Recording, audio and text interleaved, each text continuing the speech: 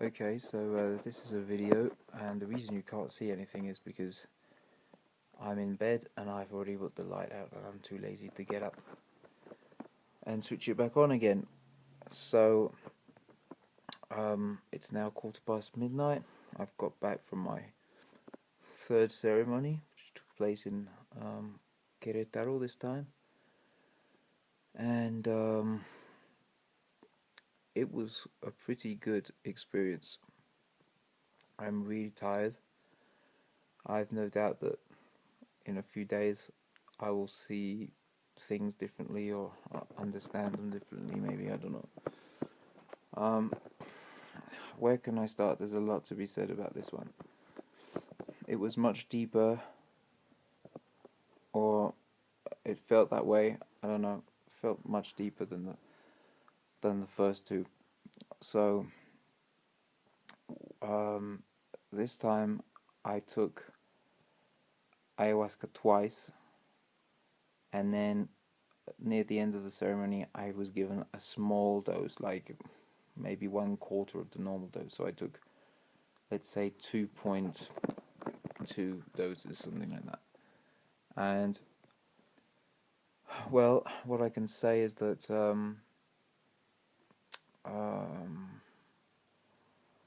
it's all kind of hazy now, but it was so clear during the ceremony. Many good lessons. If I summarize the lessons to the extreme, it would be this: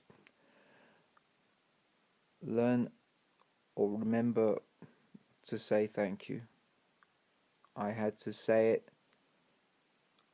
in all languages, and basically it was as I was I think I was throwing up at the time, or was going to, or I don't know, I can't remember that very clearly, but I was throwing up, and I said thank you in all the languages that I could remember. And when it came to German, I was like, oh, I can't remember how to say it in German, just, give me a break.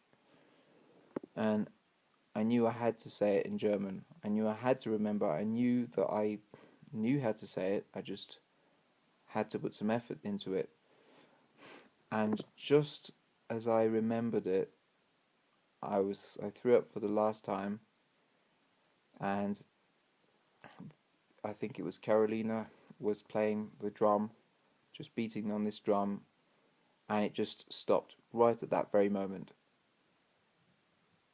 I had no communication with her.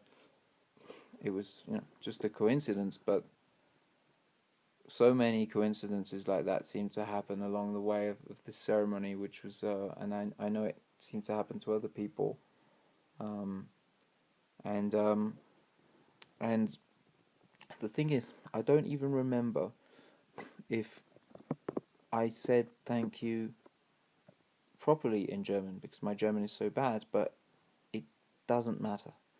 The way I remember it was Vielen Dank, which would be Viele,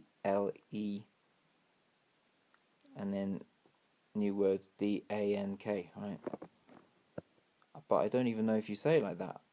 I know you can say Dankeschön, but here it was Viele, and Viele for me, I don't know what the hell it means in German, but for me it means full. That's what it meant for me when I said it. So it would be full of thanks. And that was the last thing that I had to come up with. And then the throwing up, the cleansing part was complete. I started to feel a lot better. And so that was one lesson. Another one was that beauty is in the eye of the beholder, which you've heard that one before, but it's a different, something different to hear it than to actually experience it. And I went outside, and there's this garden, and it's like rough garden, and there were these really beautiful purple or mauve flowers there, and I looked at them and I just knew that I had to go towards them, and I felt love for these flowers. I felt like I wanted to kiss them. I actually felt like I wanted to crawl in the grass to go and kiss them and put my head in the flowers. And I didn't do that because of shame, basically. But I went to the flowers. I knelt down on the ground and I kissed one of the flowers. And I spoke to it and I told it how beautiful it was. And I know that sounds crazy. I know it does. But it was clear to me then that that flower was a being just as I was, just as a dog was, just as a cat is, just as another person is. You know, same as me, it was another being. And I don't know if that flower had any understanding of what I was telling it or going through, but it was really clear to me that those flowers were just so freaking perfectly beautiful. And it was just up to me to see that beauty. And as I was touching it, I touched some other plant, like some grass, and it has this like kind of rough edge on it that kind of sticks, like gets caught on your skin. It doesn't hurt, but it's not a sensation that I normally enjoyed, and there I actually enjoyed it. So there was that. There was, beauty is there if you accept to see it, and it became obvious that from there it was obvious that the world was a reflection of me. That people were a reflection of me, and that I saw them the way I saw myself, and that they would see me the way I see myself as well. All of that became completely clear. It was like, and I had this sentence that was coming through my mind, and I can't remember what it is exactly, and that's really annoying. I wish I'd recorded it, but it was something like, you are the beauty you see, or something like that, or the beauty is you, or I can't remember, but it was something like that. But I think it was better than that. At least it sounded a lot better when I was sure. And I got there in stages. I got there in small stages. Took me a few seconds of thinking. I would say something, and I would actually say these things, not super loud, but I would say them out loud, and then I would correct it a bit, and I would finally get to the bottom of it. So there was that, and and I had this really freaking cool, great experience, really, with the smoke again from the Mapacho cigarette. Oh, bloody hell, that stuff is amazing, really. I don't know why. Apparently, nobody else sees it quite like I do. I see the smoke from this Mapacho thing, which is an organic black tobacco that comes from Peru. I see it as blue smoke. Now, this was the first kind of vision that I had during my first experience, and if you want to know more about that, then you just refer to that video. And I was there lying on the ground. I think I'd had one, maybe taken ayahuasca once by that time. And we were in this hut, that's this like kind of round hut. I might post some photos of it. And there was this like this ray of sunlight that could get through intermittently, because there were some plants outside probably, or the walls were not very solid. They were moving a bit with the wind, and this sunlight would come through and illuminate the smoke from the Mapacho cigar, which was just magnificent blue, and it was even more beautiful than the previous times, where I thought, that was already the most beautiful smoke that I'd ever seen, and I didn't think it could get more beautiful than most beautiful, but it did. and it was amazing. It was just like this fantastic blue smoke, just great, lovely, lovely, lovely. And I was enjoying it so much apparently that my neighbor was just looking at my face, and that's all he could see was my face, and he was enjoying the experience through me apparently, or through, I don't know through what, but anyway, he was enjoying something at that point that seemed to be related to this smoke thing in some way. And and again, the smoke that was coming out of me when I was exhaling the smoke from the perpetual cigarette was grey. It was grey. And here, this kind of links up with the beauty thing. The beauty is in the eye of the beholder thing, because somehow I'm choosing to see this exterior smoke as beautiful and blue, and the smoke that comes out of me, I see it as this kind of grey, not interesting smoke, right? And what happened is that for the first time, and I tried this before, when I blew smoke onto the blue smoke that was coming from my petrol cigarette, they would intertwine and they would dance together. They would just blend, kind of. You could see the trails of blue amongst the grey. It wouldn't just become some sort of light grey blue or something, but they were dancing together, and then you could see that they were really the same.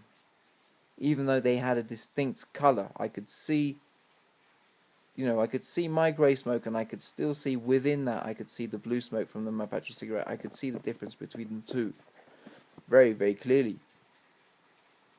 But they were dancing together, they were blending together, and I could see that really they were just one.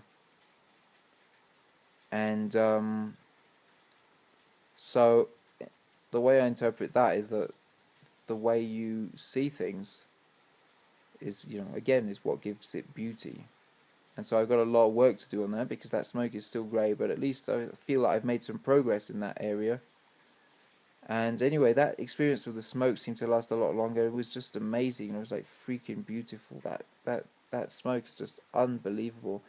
And I don't know, other people don't seem to see it blue. I see it blue. It's just, I don't know.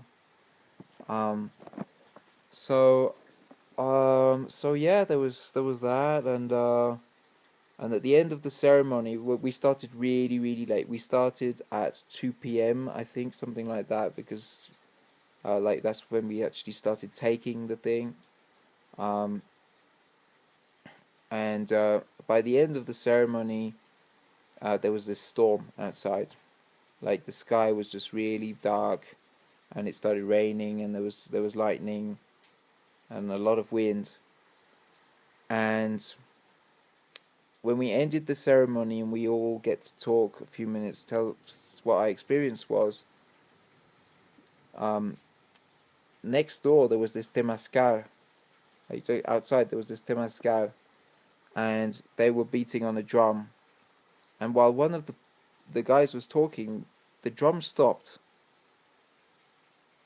and there was no more storm. Probably that must be just a complete coincidence. Probably the storm had already stopped before and I just hadn't noticed. But there was no wind, there was no rain. It just was incredibly calm. The ceremony ended, the drum stopped, and everything was calm. That was kind of weird. But again, that's just me seeing stuff, probably. It doesn't really make any sense. But it doesn't really matter. When you're in it, you appreciate it somehow. You kind of appreciate it. Another thing, the toilets. Now, first two ceremonies, I didn't go to the bathroom. I went to pee, but that was it. And this time I used the bathroom a lot. Just plain diarrhea, that's it. Lots of it. And as I was drinking water, it just went on. And these toilets were not regular toilets with water and anything like that. They were dry toilets that you just pour like some ashes or sawdust onto, and there was a curtain. There wasn't even a door on these toilets. There was just a curtain. So the smell was really bad, and at the beginning that really put me off. I thought, flipping heck, and by the end of the ceremony, I couldn't give a toss. It was like, whatever. I don't care. These are just meaningless, stupid details. Right? Um, oh, another thing. The guy who seems to own this piece of land where where the location was, um, he looks like Batman. He looks like Christian Bale. When I saw him from far away, I was like, fucking hell, that is Christian Bale. Yeah, he's not quite a lookalike, but he looks really, really similar. If they put a bit of makeup on him, they could make him look like him, like, no problem. Um, so, what else? Yeah, this time, compared to the other ceremonies, we were very, very few people. We were just eight of us, and it was just Carolina and Memo. Miguel was not there. And at first I thought, right, this is quite a contrast with the 25 people and then the 15 that we had on the second one. I thought this is going to be weird, I'm not used to this. And it was great. It was fantastic. It was a great ceremony, and you could see that the Carolina and Memo really, really enjoyed it as well. They really enjoyed the feedback. We got some amazing feedback from some people. We had actually a lot of people who were doing it for the first time. I think there was a majority of people who were doing it for the first time or maybe second time, but just mostly a group with very little experience. And there was this lady who was there for the first time with her husband, and the husband said, "Right, that's it. I know what I need to know. I don't feel the need to do this again. I'm gonna stay with this forever." And the wife, she said, like, she was going to die basically, and she resisted it and resisted it, and she came out of it, and she was like amazed. And when we hugged at the end and said goodbye and closed the ceremony, she was clearly still in it, and she was like looking at me and other people, just touching our face, like just gently, hardly any skin contact at all, but just like, touching like the end of your nose with the palm of her hand and looking at you and say, "Oh, it's amazing, like, you know, I, you look so beautiful," or something, and you're just so amazing, and just looking at you. And so she was clearly in it, and yeah, it makes me a bit curious, if not even a bit jealous, to know what that's like, because that she seemed to be really enjoying it. I think it was amazing. And what else? I know this is winding on a bit, but I've got to record this now, because I know that after a few days you tend to mix things up and get things wrong. Yeah, just met some nice people, and yeah, great feeling as usual from most of the other people that were there. Got some interesting contacts. Got a name of a website that actually sells ayahuasca and tons of other things. Um, got a contact of a guy who actually grows his own mushrooms. That could be interesting. And yeah, so that's it. No, just met some really, really nice guys and girls. It was cool. So I'm tired. I'm kind of curious to know how I'm gonna feel about this tomorrow after a few days. Oh yeah, before I forget, I Carolina was really super nice. She saw that I loved the Florida water, which actually comes from Peru as well. and stuff smells great. And in the ceremony, it just, when you smell that or inhale it, you spray it on your hands and just inhale it and smell it.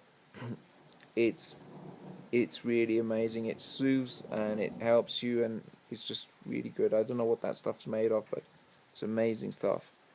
And so she gave me a little bit, a tiny little bit she put some in an empty water bottle, and she gave me some. I didn't ask her for any. It was really super nice, and she saw that I was really enjoying the Mapacho cigarettes, and she gave me what was left. So I think 2 or 3 cigarettes, something like that, which is really nice. Great, and I'd been kind of thinking during the ceremony, a lot of the ceremony, I was like thinking, okay, am I gonna ask them if they can give me some or sell me some or not? Am I gonna do it? And at the end, it just came. It just came to me. I didn't have to ask for it. She just gave it to me spontaneously. And I was also wondering about the Florida water. I was gonna ask her, like, where do you get it? And well, actually, I did. I ended up doing that, and she she gave me some. It's, I don't know. It's kind of, I don't know. I feel I've been really lucky during the whole ceremony, and then I get out of it, and one of the participants drives me like 3/4 of the way home. Then I take a very short bus ride, and then I bump into my neighbor who drives me to my doorstep. I don't know. I think that's a lot of nice things happening in one day. And yeah, I know scientifically it's just pure coincidence, and it would be, yeah, bullshit to think of anything else, but I don't know. And also I got to ask Carolina a few questions, and so she discovered it 5 years ago. Memo has been doing it for something like 14 or 12 years or something, but has been sharing it with other people for about 5. And Miguel, the other guy, has been doing it for about the same amount of time as Memo. I think like 14 years or something, like a super long time. And so Carolina has done it so many times she stopped counting. She doesn't know if she will stop one day. And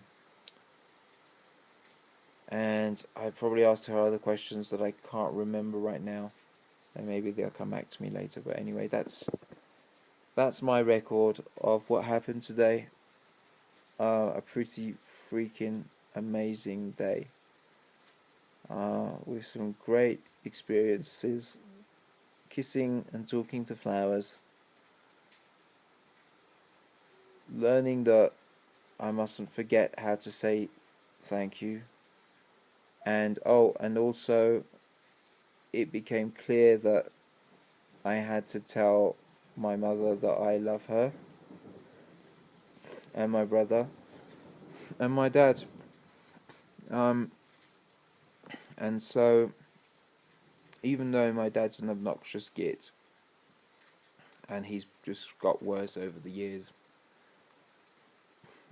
there's nothing more useful, or there's nothing more useful to do really than to just love him anyway somehow.